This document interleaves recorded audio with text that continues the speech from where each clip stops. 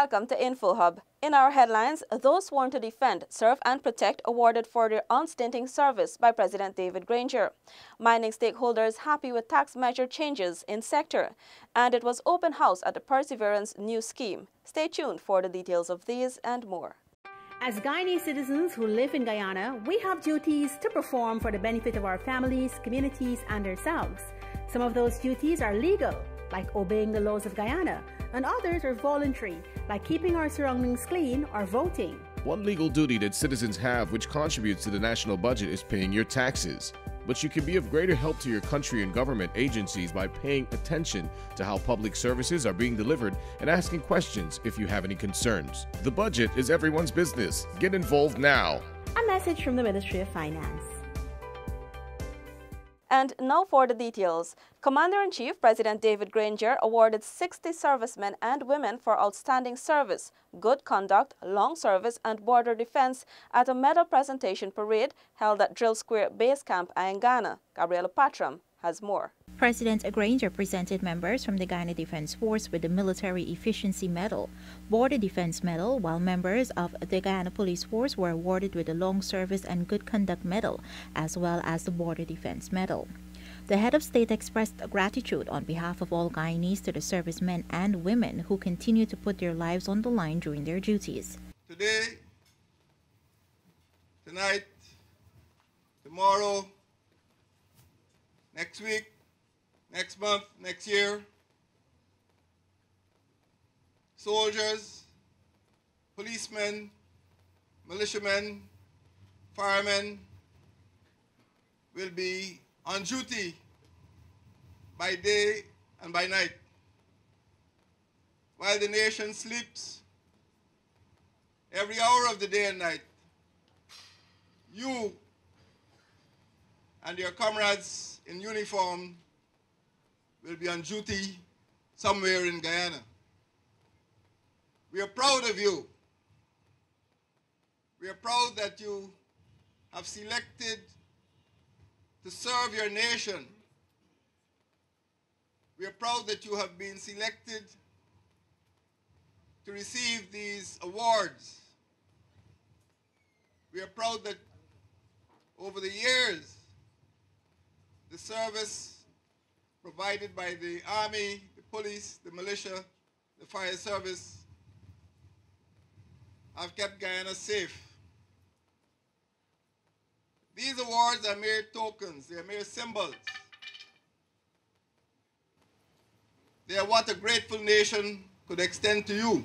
The Border Defense Medal is awarded to serving members of the Army and the Guyana Police Force who have cumulative service on a border location in excess of 1 year. The Long Service and Good Conduct Medal is awarded to serving members of the disciplined services who have accumulated 15 years of continuous service with good conduct. Gabriela Patram for InfoHub. Government's announcement that the remote area incentive for teachers will be increased by 80% in 2018 has been welcomed. Stacey Carmichael has the details. Finance Minister Winston Jordan, during his 2018 budget presentation, said the RAI, which stands at 5,000 and 7,000 respectively, will be 9,000 and 12,600 from January 1 next year. Cyril Potter College of Education trainees commended the government for taking their needs into consideration with the remote area incentive increase. Having teachers incentive raised, this will now give persons that drive, because we know some persons are driven by different factors. Persons will now have that drive in terms of delivering a better quality education because they know that they're now being compensated for whatever service they're offering. When they see now that the government is paying attention to their needs and seeing that, okay, there is a need for the increase, then I think it would be beneficial for them and they would be very much more willing to go into the remote areas. Public Affairs Minister Dawn Hastings Williams, a former teacher, said she was pleased with the RAI increase given the cost of items in these far-flung areas. One of the measures that I really like is pertaining to the remote area incentive that will be given to the hinterland teachers. The 80% I think is very, very good, from 7,000 to 12,600. I know the hinterland teachers will be very happy and it will help them living in those remote areas. You know how difficult it is. The cost of living is very high.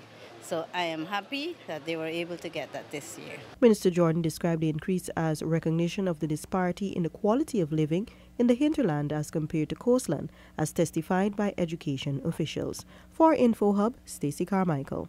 National Task Force aimed at bolstering evidence-driven crime prevention efforts launched at the Marriott Hotel. Here is Alexis Rodney. The task force is a collaboration between the United States Agency for International Development, the United Nations Development Program, and the Ministry of Public Security.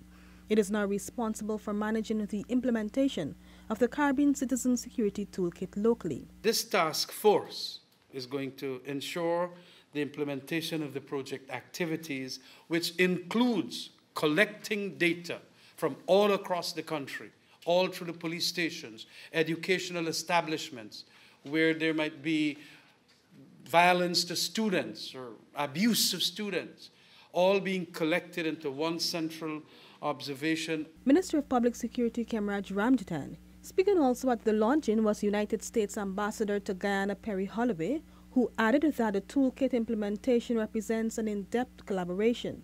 The United States government is proud to continue its long history of supporting the government of Guyana in the area of citizen security and youth empowerment. We are pleased with the gains made under the CARE Secure initiative to date, which is part of the United States Agency for International Development's USAID Wider Youth Empowerment Project, or YES. The CARE Secure project, according to USAID, improves youth crime and violence policy making and program development in the eastern and southern Caribbean. It does this through the use of quality, comparable, and reliable national citizen security information.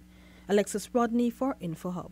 Gabriela joins us again to tell us that gold miners are confident going into 2018 since the announcement of a reversal of tax measures in the industry. The Guyana Gold and Diamond Miners Association's Administrative Manager Avalon Jack Nandan said reducing the tributaries tax removes a great burden from miners. We're very happy that the administration has recognized the valuable contribution of the sector to the economy over the years, and we're very pleased of the various concessions that the industry has received in the 2018 budget. During his presentation of the 2018 national budget, Minister of Finance Winston Jordan announced that the tributaries tax will be reduced to 10% from 20%.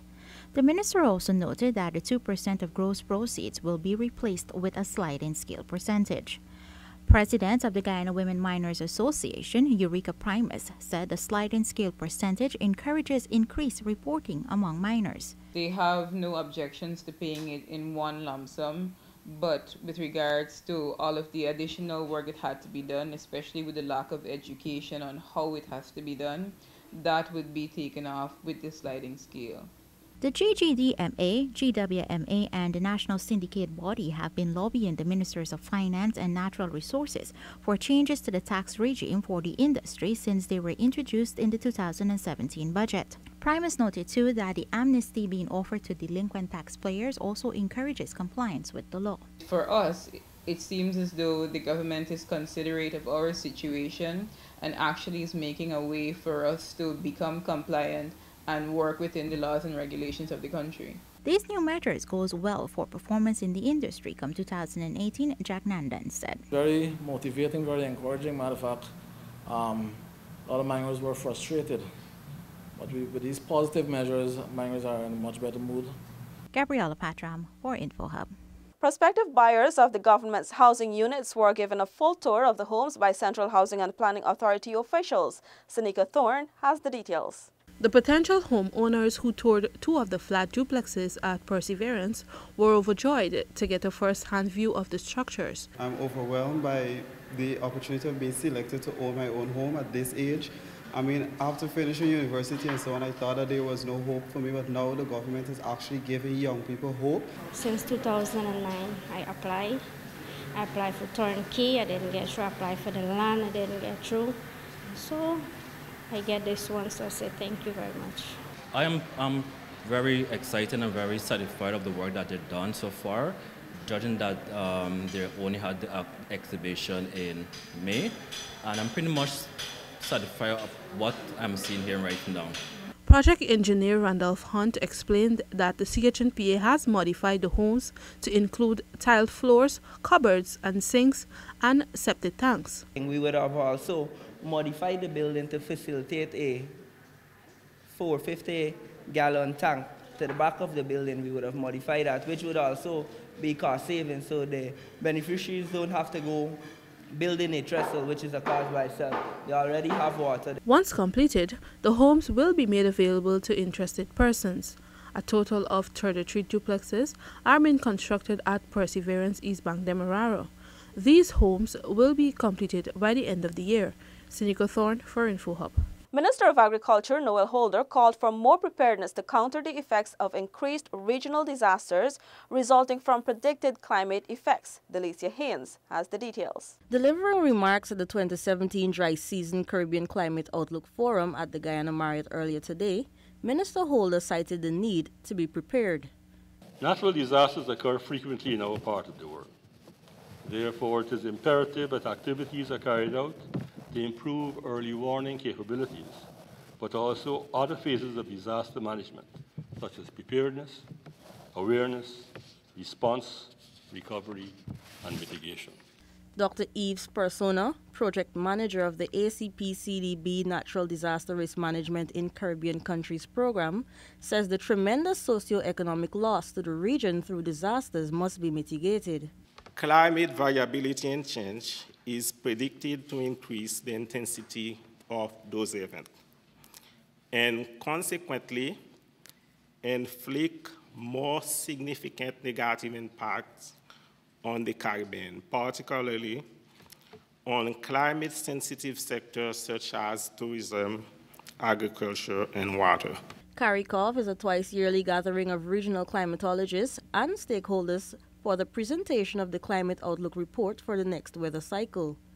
The Caribbean Development Bank, as one of its main partners, has for the period of 2012 to 2016 provided climate finance resources totaling about US $304 million, including US $130 million in concessional loans and US $89 million in grants.